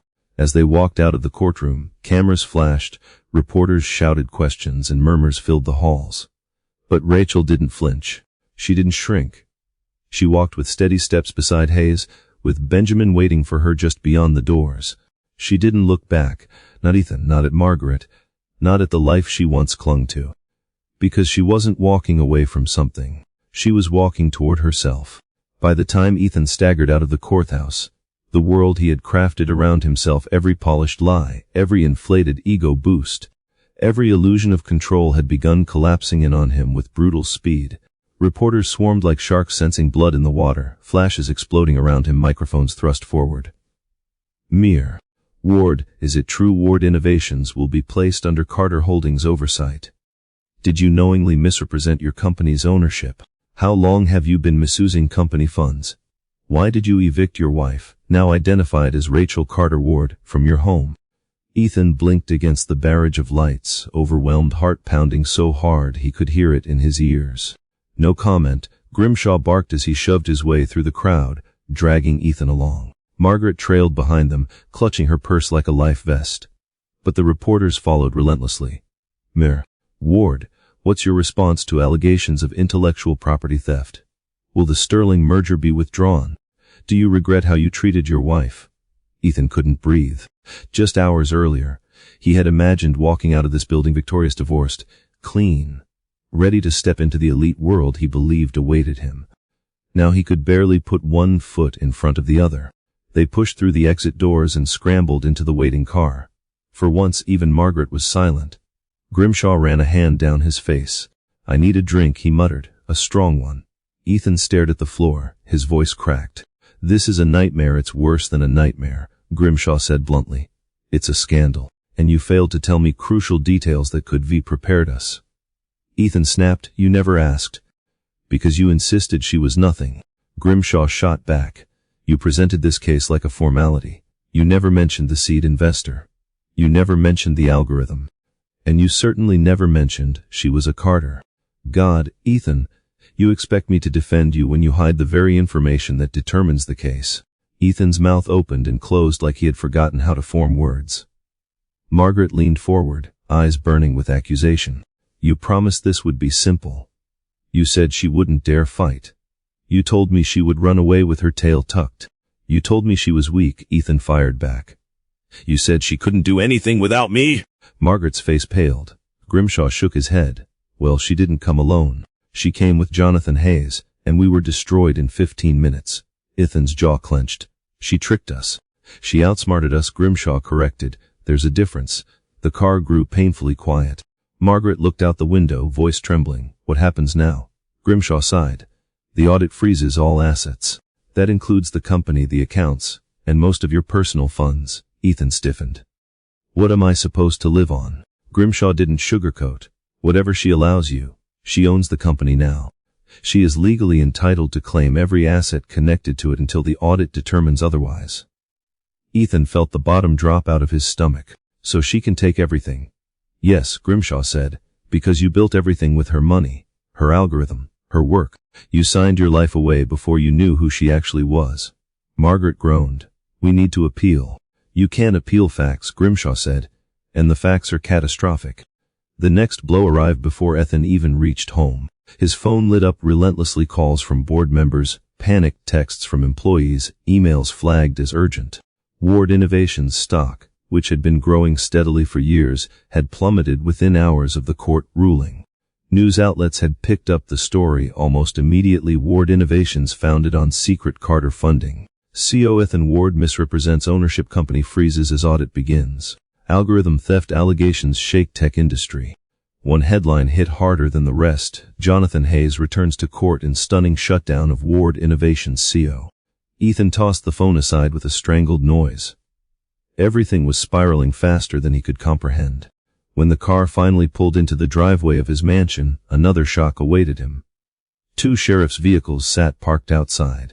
Officers stood at the gate holding documents. Ethan froze.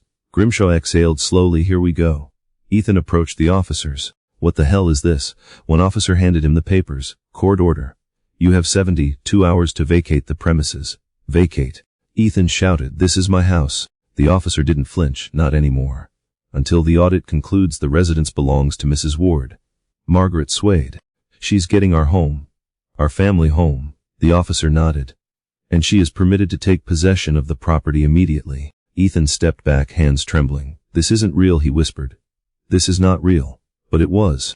And as if fate wanted to hammer that truth home, another car pulled up to the curb. A Carter Holdings security team stepped out, calm and professional. One man held out a clipboard.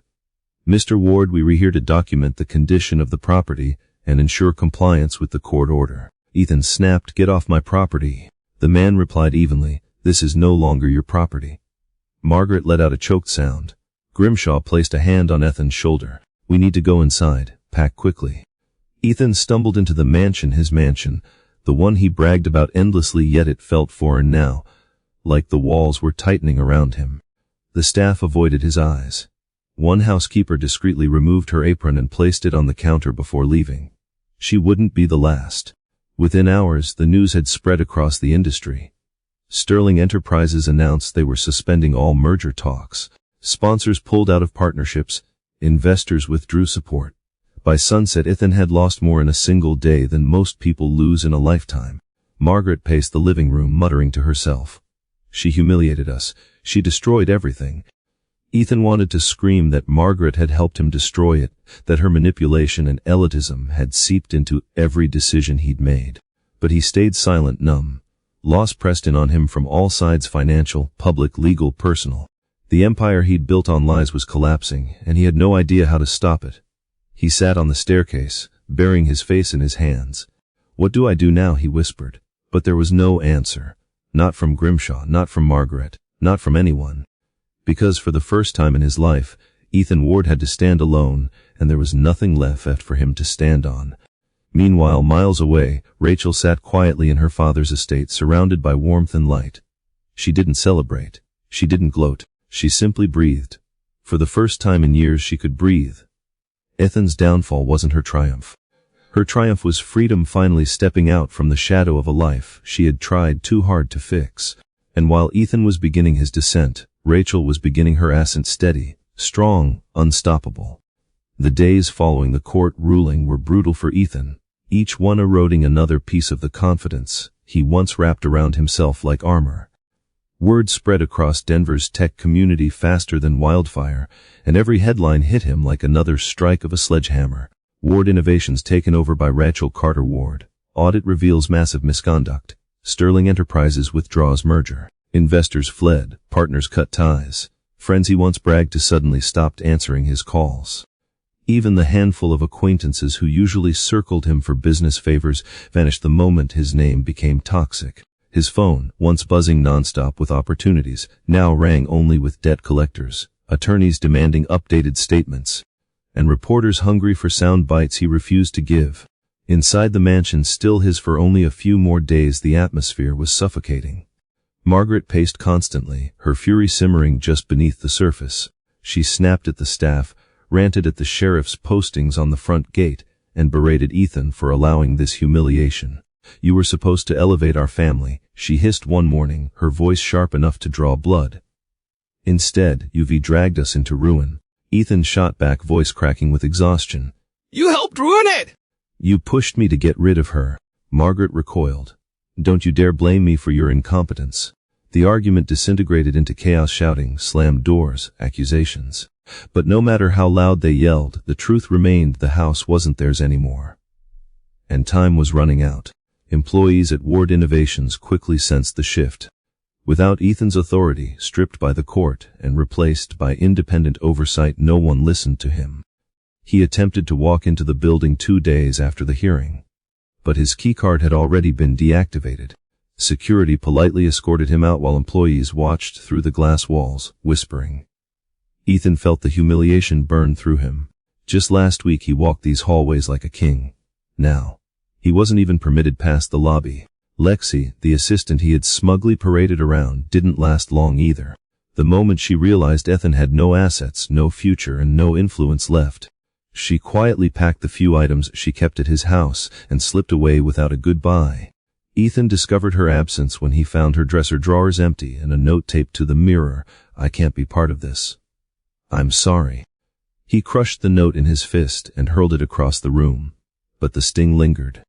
The girl he traded Rachel for had abandoned him at the first sign of turmoil. Meanwhile, Rachel, whom he had tossed aside like an inconvenience, was rising, supported by powerful allies and armed with truth. On the third day, a Carter Holdings representative arrived with a clipboard to finalize the property turnover. Margaret nearly collapsed when she saw them. "We still have time," she insisted desperately. "We can appeal, we can the representative interrupted politely. "The court order is not subject to delay. You have 48 hours to vacate." Ethan felt something inside him crack. 48 hours. 48 hours until he was officially homeless. The estate agent overseeing the mansion didn't hide her surprise when Ethan asked about selling it. "You can't," she reminded him gently. "The house is no longer under your legal control." It was another blow in a week full of them. That night, Ethan sat alone in the living room, staring at the blank TV screen. The same room where he once bragged to guests about his rising empire now felt like a mausoleum of failed dreams. His phone buzzed again. Not a message. Just a calendar reminder, the one he'd set weeks ago, final merger meeting with Sterling. Ethan let out a ragged sound, half laugh and half sob. That meeting would never happen now. He had nothing to offer, nothing left. By the time the 48 hours were up, the mansion echoed with emptiness. Margaret filled 2 suitcases, muttering about going to stay with a distant cousin in Phoenix. She barely acknowledged Ethan on her way out. "Fix this," she said coldly. "Fix your life without dragging me down." Then she walked out the front door without a backward glance. Ethan watched her leave, feeling oddly numb. If even his mother, his fiercest defender, could abandon him, what did he really have left? When the Carter security team arrived to officially take possession, Ethan had packed only a few bags, clothes, toiletries, and a couple of personal items he couldn't let go of. The officers walked through the mansion, cataloging its condition. Ethan kept his head down, unable to watch as a house he once flaunted was transferred to someone who had never wanted to strip it from him, but now legally owned it. Rachel hadn't asked for revenge. She hadn't demanded his downfall. But the consequences of his own arrogance had placed his entire life in her hands anyway. With nowhere else to go and the audit freezing all accessible funds, Ethan was forced to retreat to the only property legally left in his name, a small, rundown cabin in a remote corner of Montana, a property he once inherited from an uncle he barely knew, a property he mocked whenever Rachel suggested renovating it. The drive felt endless. Snow-covered highways stretched before him like a reminder of the night he pushed Rachel out into the cold. Now he was the one stepping into a storm with nowhere to hide. By the time he reached the cabin, dusk had swallowed the sky. The structure stood crooked against a barren landscape, weather-beaten, sagging under years of neglect. The front porch creaked ominously when he stepped on it. Inside, the air smelled of dust and old wood. No heat, no modern appliances, no comfort. Just silence and the echo of his mistakes. Ethan dropped his bags, shoulders slumping. The heater rattled when he tried to turn it on, coughing weakly before dying completely. He sat on the edge of the narrow cot in the corner, burying his face in his hands. The cabin felt like a punishment, a reflection of everything he had lost. His phone buzzed once more with a new headline: Rachel Carter Ward takes control of Ward Innovations, new leadership promises transparency and growth. Ethan stared at the screen until the letters blurred. He had mocked Rachel's intelligence, doubted her worth, dismissed her contributions. Now the world praised her for the strength he had tried to extinguish. Outside, wind swept across the barren fields, rattling the thin windows. Ethan pulled the blanket around his shoulders and leaned back against the wall. The cabin was cold, but the cold wasn't what made him shiver. It was the realization that he was finally alone, not by betrayal, not by Rachel's choice, but by the consequences of his own. The empire he built on lies had fallen. The people he relied on had left. The life he crafted through manipulation had dissolved into dust. For the first time in years, Ethan Ward had no one to blame, and nowhere to run. Years passed like slow-moving storms, each one eroding another piece of the man Ethan used to be. Life in the Montana cabin had forced him into a reality he never imagined for himself, one that stripped him of the comforts he once took for granted. The cabin remained cold and drafty, no matter how much he tried to fix it. Job prospects were bleak. His reputation followed him like a shadow. No one wanted to hire a disgraced CEO whose scandals were still archived on every search engine. The internet never forgot, and neither did anyone who had witnessed his downfall. Eventually, necessity pushed Ethan into the kind of work he once mocked others for doing. He took a job as a server at a high-end events company in New York, ironically the only place where no one recognized him anymore. That anonymity was a blessing and a curse. He blended into the background, black vest, white shirt, bow tie, invisible, replaceable. The kind of man he once dismissed without a second thought.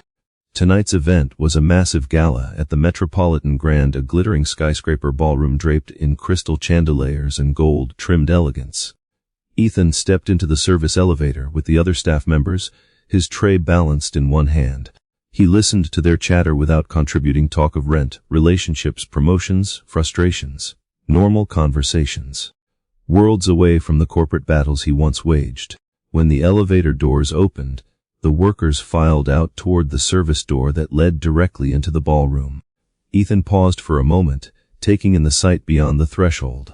Hundreds of guests dressed in evening gowns and tailored suits clustered around high tables, sipping champagne as orchestral music floated through the air. Cameras flashed, laughter echoed.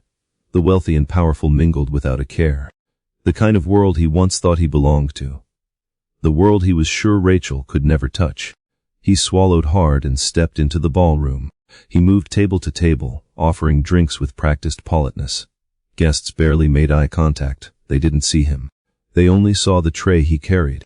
But then, as he turned toward the main stage, something shifted in the room. Conversation softened. Heads turned. A subtle wave of whispers passed through the crowd. A woman had entered the ballroom, not loudly, not with theatrics, but with a presence that commanded attention effortlessly. Rachel. Ethan's heart stuttered. She looked radiant, unrecognizably radiant. Her dark hair swept elegantly over one shoulder, her gown a deep emerald that shimmered under the chandelier light. Time had shaped her, sharpened her, strengthened her. She carried herself with the confidence of a woman who knew exactly who she was and no longer apologized for it. Walking beside her was Daniel Grant, founder of Grantech and a man whose name appeared in every major business magazine for the past 5 years. He was tall, composed, with an aura of quiet authority. His hand rested lightly against Rachel's back as they greeted people around them. The crowd parted instinctively to make space for her. Rachel Carter Ward, now simply Rachel Carter again, was no longer the underestimated wife of an arrogant CEO. She was a force, a leader, a woman whose brilliance was finally visible to everyone in the room. Ethan felt the air leave his lungs. He tried to turn away, but he was rooted in place, the tray trembling slightly in his grip. He had imagined this moment before, Rachel triumphing while he watched from the shadows, but imagination couldn't prepare him for the reality. She glowed and he was the man carrying drinks. He forced himself to keep moving. He approached a table of executives offering wine. One reached for a glass without looking at him until he noticed Ethan's hand shaking. "Careful there," the man said with mild annoyance. "Don't spill." Ethan muttered an apology. He didn't trust his voice. When he turned again, Rachel was only a few feet away. Her eyes passed over the room, bright and curious, and then landed on him. Time froze. For a heartbeat, neither of them moved. The past stretched between them like a ghost, 10 years of love, betrayal, sacrifice, destruction. Ethan braced himself for anger, hatred, or worse, pity. But Rachel's expression remained calm. Poised, her eyes softened, but not with nostalgia, not with pain, with something far more powerful. Closure. She saw him and it didn't hurt anymore. Daniel noticed her pause and followed her gaze. When he saw Ethan in the server's uniform, he didn't react with scorn or superiority, just a polite acknowledgement to a stranger doing his job. Rachel stepped closer, her movement graceful, effortless. Ethan stiffened, unsure what he feared more, her words or her silence. But she simply reached out and took a champagne flute from his tray. Her fingers brushed the glass lightly. "Thank you," she said. 2 words, kind, steady, final. Ethan opened his mouth, desperate to say something, anything, but nothing came. His throat felt thick, his chest tight. He wanted to apologize, or beg, or defend himself, or tell her he wasn't the monster the world believed. But deep down, he knew he was exactly the man who had thrown her out into the snow. The man who stole her work. The man who underestimated her. The man who deserved this moment. Rachel nodded once, her gaze neither cruel nor compassionate, simply free of him. She turned and walked toward the stage with Daniel. As she stepped into the spotlight to receive the Innovator of the Year award, applause filled the ballroom, thunderous and sincere. Ethan stood in the dim edge of the room, holding his tray against his chest, barely breathing. The announcer's voice echoed through the speakers. "Please welcome Rachel Carter, CEO of Ward Innovations and founder of the Artemis Research Initiative." CEO, founder, innovator. Every title Ethan once claimed for himself now belongs to her, and rightfully so. The audience rose for a standing ovation. Rachel smiled, accepting the award with grace, humility, and undeniable strength. Ethan's vision blurred, not with anger but with something far more devastating, regret. Regret that arrived too late, sharp enough to carve through him. When the applause finally faded, Ethan retreated toward the service doors. No one noticed him leave. No one stopped him. No one cared. Outside in the alley behind the ballroom, snow drifted softly onto the pavement. Ethan leaned against the cold brick wall, breath turning white in the winter air. He looked back through the frosted window at the warm glow inside a world he once believed was his future. Now it was hers. and as he pushed off the wall and walked back toward the service entrance, he realized the truth that had taken him years to understand. He hadn't lost Rachel. He had lost the man she believed he could become. And without her, he had lost himself. The morning after the gala, sunlight streamed through the glass walls of Rachel's penthouse office in downtown Manhattan. The view stretched for miles, the skyline sharp and golden as the city awakened beneath her. She stood with a cup of tea in her hands, taking in the quiet before the day's meetings began.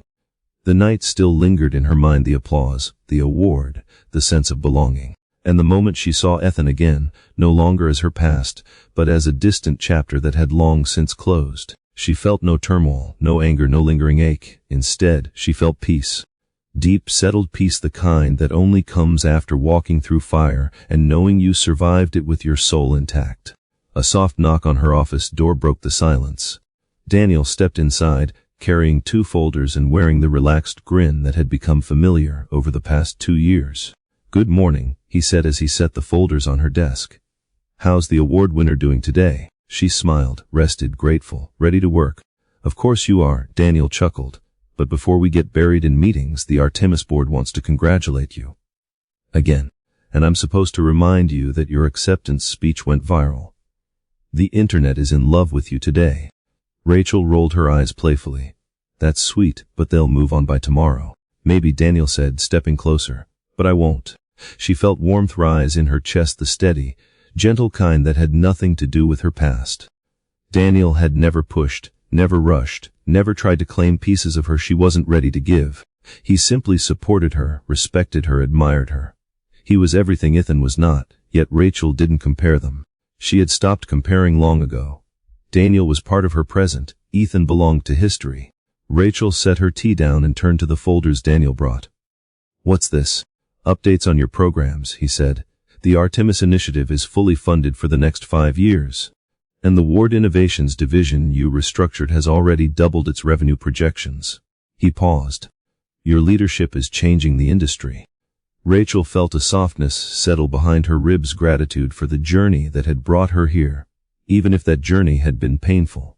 She had taken a company built on lies and transformed it into something that actually helped people, driving innovation with accountability at its core. She had become a role model for young women in tech. She had become herself again. Her phone buzzed on the desk, an alert from the legal department. She opened the message, scanned the contents, and let out a slow breath. Daniel noticed. "Everything okay?" "Yes," she said, "better than okay." The notification confirmed the final closure of the forensic audit from years ago. All findings were complete, all litigation resolved, all ownership disputes finalized. Legally, financially, and personally, her ties to Ethan had been severed completely. She was free, truly free. Daniel's voice softened. "You should celebrate." She shook her head gently. "I already did.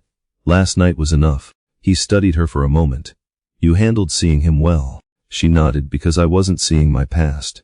I was seeing a stranger who once crossed my path." She paused, choosing her next words carefully. "I don't wish him suffering. I don't wish him happiness either. I wish him distance. And I finally have that." Daniel reached out, brushing his fingers against hers. "You deserve the world, Rachel." She smiled, not coyly, not shyly, but with the full awareness of a woman who had rebuilt herself from ashes. "I deserve peace," she corrected softly. "The rest is just a bonus." Her assistant entered then, letting them know the first meeting of the day was about to start. Rachel straightened her blazer and walked with Daniel toward the conference room. As she passed through the glass doorway, she caught her reflection, confident, composed, whole. Later that afternoon, she slipped out of the office for a private moment on the rooftop garden, a sanctuary she had designed herself. A quiet space full of greenery, soft benches, and winding paths overlooking the city. She leaned against the railing and breathed in the crisp air. She thought of the woman she used to be, 23 years old, hopeful, eager to build a future with a man who didn't deserve her. She thought of the storm she walked through the night Ethan threw her away. She thought of the courage it took to make that phone call to her father. And then she thought of the woman she became. Stronger, sharper, braver, compassionate without being consumed, determined without losing her softness.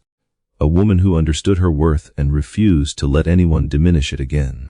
A soft breeze lifted her hair. She closed her eyes. Miles away at a modest community center in Montana, Ethan finished wiping down the tables in the cafeteria. It was far from the world he once inhabited. He worked maintenance now, fixing lights, cleaning floors, keeping the place running. Not glamorous, not prestigious, but honest, and for the first time in years he wasn't angry.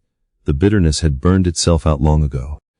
The life he lived now was quiet, humble, and small, but it forced him to confront the truth of who he had been. He thought of Rachel often not with longing or jealousy, but with a painful understanding of the harm he had caused. He didn't expect forgiveness. He didn't deserve it. But the shame he carried no longer crushed him. It kept him human. As he turned off the cafeteria lights, he wondered if she was happy. Something deep inside him hoped she was. Back in Manhattan, Rachel opened her eyes again and watched the sunset scatter gold over the skyscrapers. Peace settled over her like warm sunlight. Her past no longer held power over her.